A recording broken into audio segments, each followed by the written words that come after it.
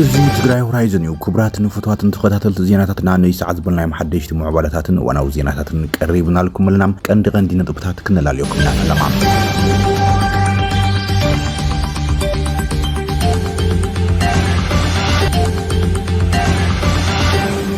ኣብ ትግራይ ቆጽሪ ብብሔራዊ ቦርድ መረጻ ኢትዮጵያ አፍልጦ ዝወሃበን ፓርቲታት እናወሰኸይን ዝርከባ ሓዱሽ ፖለቲካዊ ፓርቲ አፍልጦ ከም ዝተሃቦ ሰሚዕና ኣለና ብዛዕባ እዚ ዝሓዝናዮ ሓበሬታ ኣሎ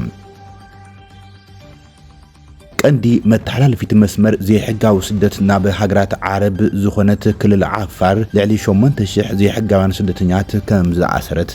ኣፍሊጣላ ኣብ የመን ብሳዑዲ ዓረብ ኣብ መንጎ ዝድገፉ ሓይልታት መንግስቲ የመን ከምኡን ተገንጸልቲ ዝበሃሉ ዝካየድ ውግእ እናቐጸሎም መራሒ እቶም ዓመጽቲ ሓይልታት ካብ ሃገሩ ከም ዝሃደመ ተገሊጹ ኣሎ ብዛዕባ እዚ ሓዱሽ ምዕባል እውን ክነካፍለኩም ኢና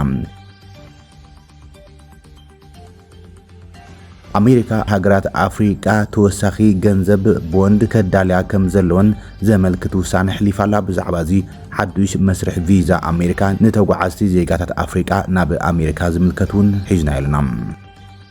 እዚ ከም ዝልም ከሎ አሜሪካ ን14 አትሌታት ኢትዮጵያ ክልከላ ቪዛ ከም ዝገበረት ተሰሚዓሎም ሓላፊ ፖሊሲ ጉዳያት ወጻኢ ሕብረት አውሮፓ ነበር ስፔናዊ ጆሴፍ ቦሬል እቲ ውድብ ንአሜሪካ ከም ቀንዲ መሓዛን ፎታውን ምሕሳብ ደው ከብል ከም ዘለዎ አጠንቂቁ ዝብሉም ዜናታት ሒዝናልኩም ቀሪብና ለና ክሳብ መወዳእታ ዜናታትና ተኸታተሉም ሰብስክራይብ ላይክ ሼር እንዳገበርኩም ሰዓብና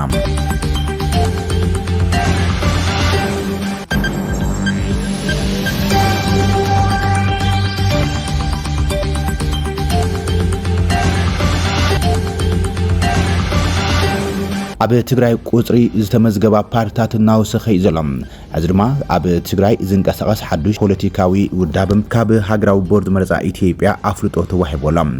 ኢሮብ ማብሎ ዲሞክራሲያዊ ፓርቲ መበል 19 ኣብ ትግራይ ዝንቀሳቐስ ውድብ ኮይኑ ምምስራቱ ተፈሊጦሎም እቲ ፓርቲ ኣብ ዘውፅኦ መግለጺ መስከረም 30 2018 ዓ.ም ካብ ቦርድ መረጻ ምዝገባ ቅድመ አፍልጦ ከም ዝረኸበዮም ኢሮብ ማብሎ ዲሞክራሲያዊ ፓርቲ ንመሰል ብሔረሰብ ኢሮብ ቀዳምነት ሂቡ ከም ዝቃልስ ይገሊጹ ዘሎም በዚ ድማ ኣብ ትግራይ እቲ አፍልጦ ካብ ቦርድ መረጻ ኢትዮጵያ ዝተሰረዘ ህወሓት ሓዊስካም ዓረና ባይቶና ሳወት ብልጽግና ቀንጭም ዓዴፓ ትዴፓ ወለዶም ስምረት ናጽነት ራያ ራዩማም ፎረም ምንቅስቃስ ፓርቲ ኢትዮጵያን ሹም ተንቤን ሽረታይ ኢሮብ ማብሎም ሰብዓ እንደርታ አክሱማይ ዋዕላ ሓዊስካም 19 ውድባት ፖለቲካ ይንቀሳቀሰሉ ማለት እዩ ትግራይ ማእከል ገይሮም ካብ ዝንቀሳቀሱ ውድባት ተጠቀስቲ ኮይኖም ካብዚኦም ህወሓት ዓዴፓ አክሱማይ ዋዕላ ቦርድ መረጻ አፍልጦም ከም ዝመንጠለ ዝፍለጥ እዮም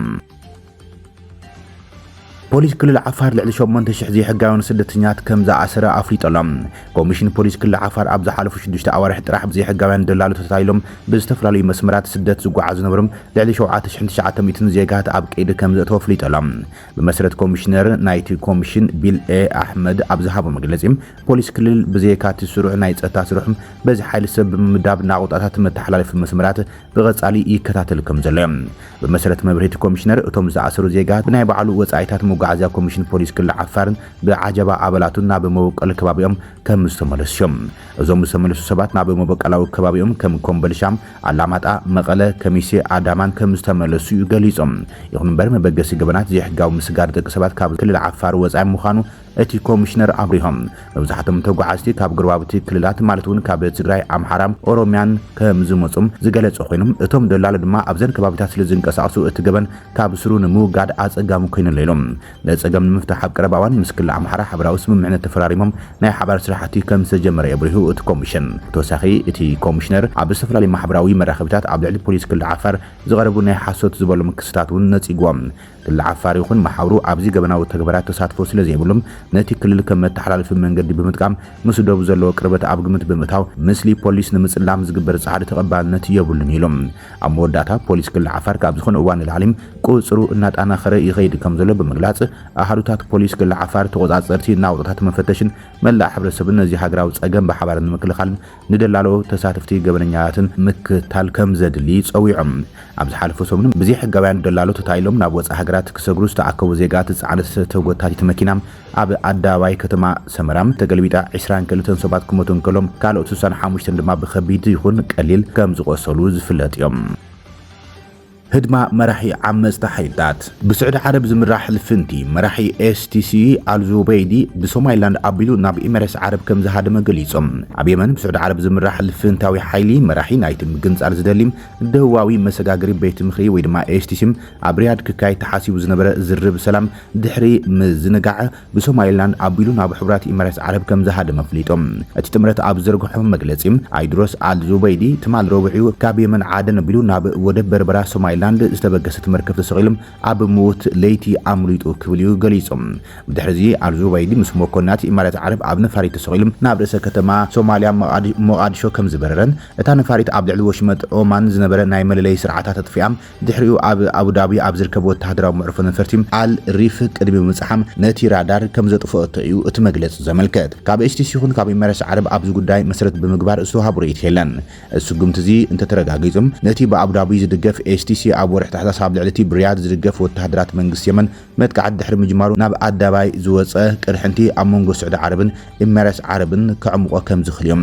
ኤስቲሲ ኣብ መጀመርታ ነቲ ብዓለም ደረጃ ተፈላጥነት ዘለዎ መንግስቲ የመን አንጻር ኣብ ሰሜናዊ የመን ዝርከቡ ዓመፅቲ ሕቲ ዝድገፍ ዝነበረም ኣብ ደቡባዊ የመን ናፃ ሃገር ክትህሉም ዝደሊ ሓይሉ እዮም ሪያድ ንሃገራዊ ድሕነት ቀይሕ መስመር ኢላ ኣብ ዝገለጸቶ ጎስጓስ ምስ ስዑድ ዓረብ ዝዳወባ ኣውራጃታት ሓድራማውትን ማህራንን ከም ዝሓዘት ዝፍለጥ እዮም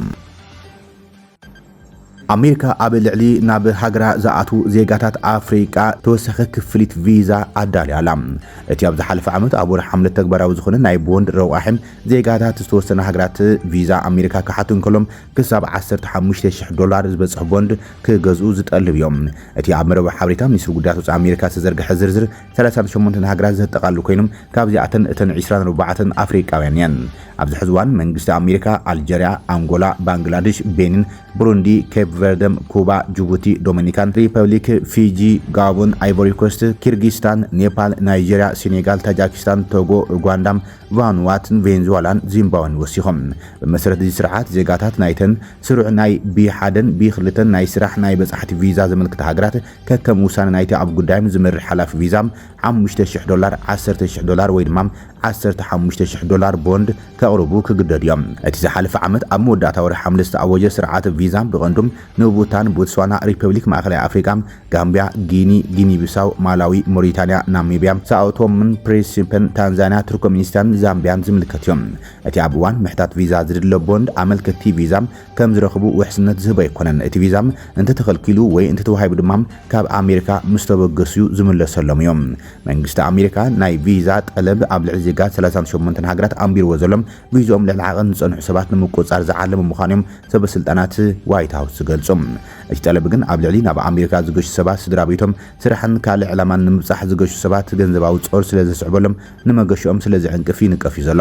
ዶናልድ ትራምፕ ስልጣን ካብ ዝሕዝ እንድሓር መንግስቲ ኣሜሪካ ናብ ኣሜሪካ ንዝገሹ ወጻእተኛታት ዜጋታት ዝያዳ ጽኑዕ ኣገባባት ተግባራዊ ብምግባር በኣካል ቃለ መሕት ምግባርን ኣብ ማሕበራዊ መራኸቢታት ዝርጋሕ ጽሑፋት ምጽራይን ሓዊስዮም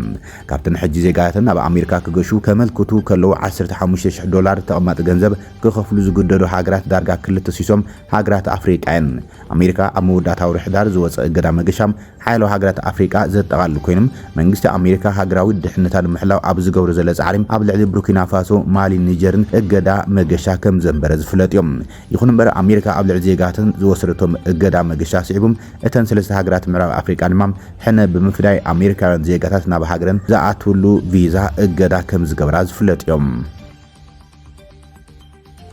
እዚ ከም ኢሎም ከሎ ድማ ኣሜሪካ ኣብ ልዕሊ 17 ኢትዮጵያውያን ዜጋታት ክልከላ ቪዛ ከም ዝገበረት ተገሊጸሎም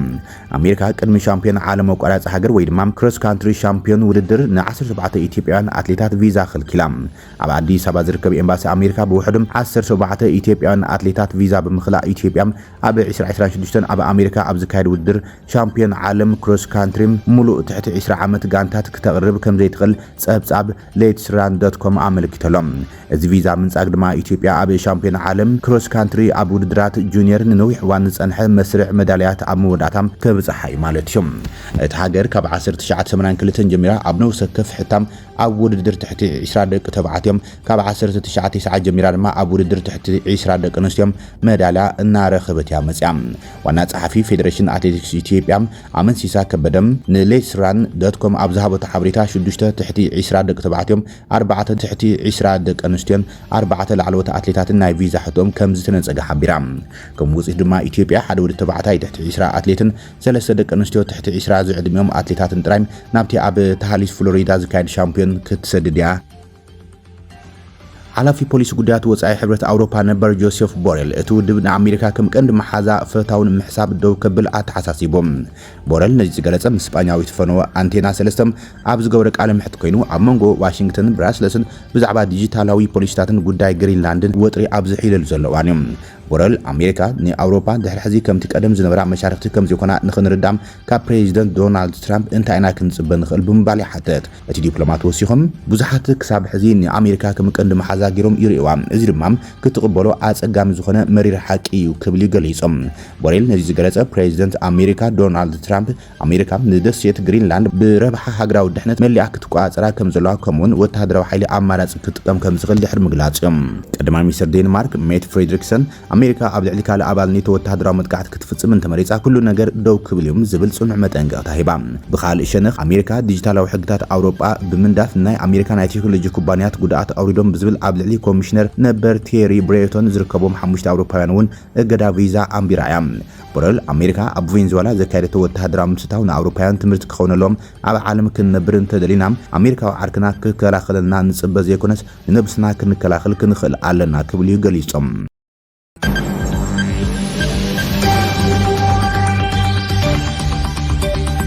ክቡራትን ፍትዋትን ተኸታተልቲ ዜናታትና ነይ ሰዓት ዝብልናይ መሓደሽቲ ምዕባለታት ኣብዛዚምና ለና ንሰናይ ምክትታልኩም ነመስግን ሰላም